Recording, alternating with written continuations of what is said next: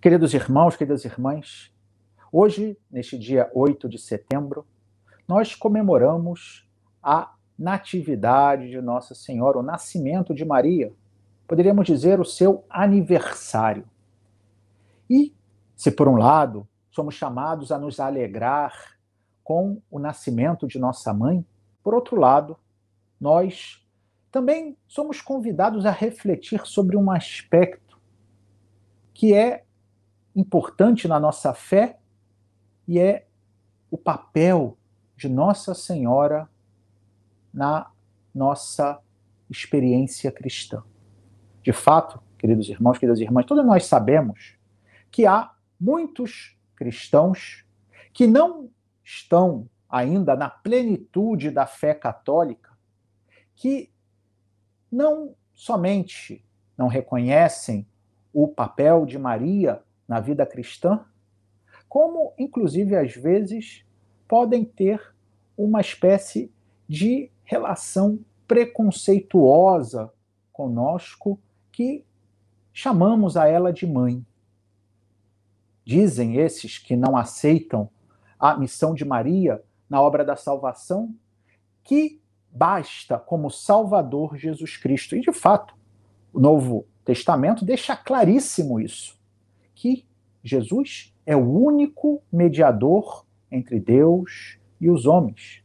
Dito de outro modo, que Cristo é o único Salvador, suficiente e necessário. Não precisamos de um outro que nos leve para junto de Deus. E aí fica a pergunta, então, qual é o papel de Maria? Para que possamos entender isso, queridos irmãos, queridas irmãs, e ainda mais no dia de hoje, em que comemoramos o seu aniversário, é preciso que, em primeiro lugar, olhemos as leituras que a palavra de Deus nos traz no seu contexto mais amplo. E não fiquemos simplesmente com um aspecto.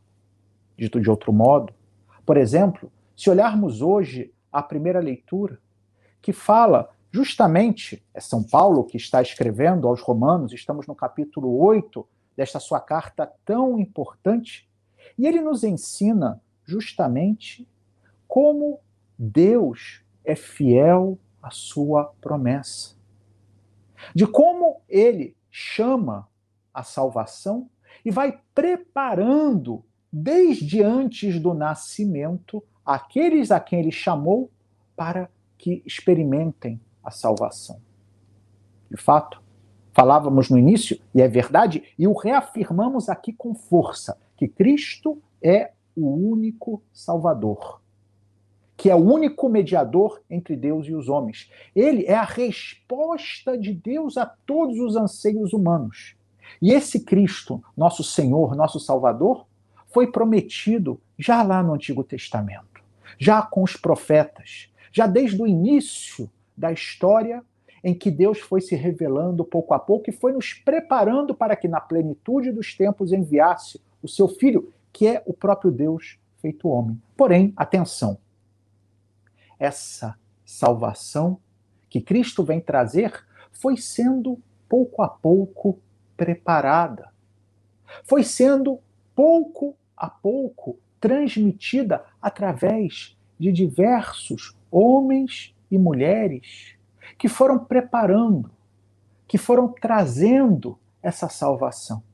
Se nós olhamos para o Evangelho de hoje, que é o início da história que São Mateus nos conta, fala justamente da genealogia de Jesus. Ou seja, lá desde Abraão, vai falando cada um dos antepassados de Jesus. E com isso nos mostra que, se bem, repitamos ainda mais uma vez, e nunca nos cansaremos de repetir que Jesus é o único Salvador, ele não caiu do céu como que não tivesse uma história anterior, mas foi sendo preparado ao longo de uma história, ao longo de homens e mulheres concretos que viveram e que foram instrumentos de Deus.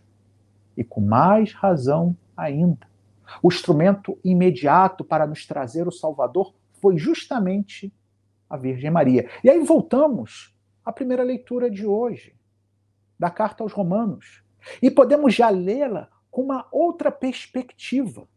Vejamos o que São Paulo diz. Não sou eu que estou inventando, não é a Igreja Católica que está inventando, é a palavra de Deus, que sim, a Igreja Católica nos transmite. Diz o texto de São Paulo: irmãos, sabemos que tudo contribui para o bem daqueles que amam a Deus, daqueles que são chamados para a salvação. Eu e você, toda a humanidade, de acordo com o projeto de Deus, ou seja, Deus tem um projeto de salvação. E aí começa, atenção, vamos agora realmente procurar compreender na profundidade essas palavras de São Paulo. Pois aqueles que Deus contemplou com seu amor desde sempre, a esses ele predestinou a serem conformes à imagem do seu Filho. Ou seja, está falando de todos os cristãos, que ele desde a eternidade predestinou para que fossem a imagem, ou seja, que se assemelhassem a Cristo. Isso vale para mim, isso vale para você. Porém, com mais razão ainda, vale para aquela que imediatamente foi um instrumento para que Cristo viesse ao mundo, na carne, que assumisse uma natureza humana. E ela, mais do que ninguém, portanto, foi feita, predestinada a ser a imagem de Cristo, do seu Filho, daquele que ela deu a natureza, que ela deu a vida humana. Continua São Paulo. E aos que chamou, também os tornou justos. E aos que tornou justos, também os glorificou. E quem mais do que Maria foi feita justa? E é isso que nós celebramos, por exemplo, no dia 8 de dezembro, que é exatamente 9 meses antes do dia 8 de setembro, que é a Imaculada Conceição. Quando Maria foi gerada, o quê? Justa, sem pecado. E, continua o texto, também os glorificou.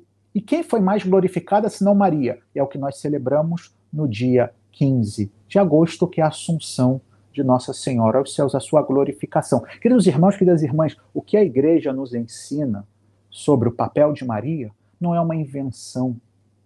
É algo que nasce daquilo mesmo que Deus revelou.